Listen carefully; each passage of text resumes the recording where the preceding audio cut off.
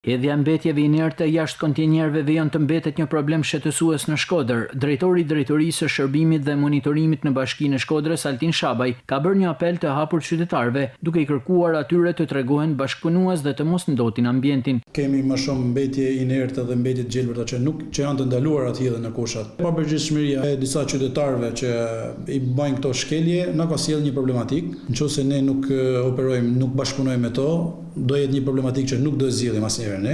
Së fundmi një rast i denoncuar në media është trajtuar me seriozitet nga strukturat përkatëse të policisë bashkiake, ku një person përgjegjës është identifikuar dhe është penalizuar me masë administrative sipas rregulloreve në fuqi. Është marrë masa ndaj tij, do vazhdojmë të merren masa ndaj çdo lloj qytetari që identifikohet dhe bën një shkelje të tillë. 2 mjete po operojnë me fashë orare nga ora 9 të paradites deri në 5 të pasdites dhe 4 automjete të tjera nga ora 19:00 që operojnë gjatë gjithë natës. Gjatë ditës operojnë 2 makina që janë nga ora 9 të mëngjesit deri në orën 4 masdite pa pushim që evadojnë rreth 1000 kosha që janë qytetin e Shkodrës. Nga ora 7 të darkës deri në orën 2 të natës operojnë me 4 mjete. Pavarësisht thirrjeve të përsëritura nga Bashkia e Shkodër për rritjen e ndërgjegjësimit qytetar në drejtim të ruajtjes së pastërtisë dhe mjedisit të përbashkët, fatkeqësisht konstatohet ende një nivel i ulët përgjegjësie nga ana e disa individëve.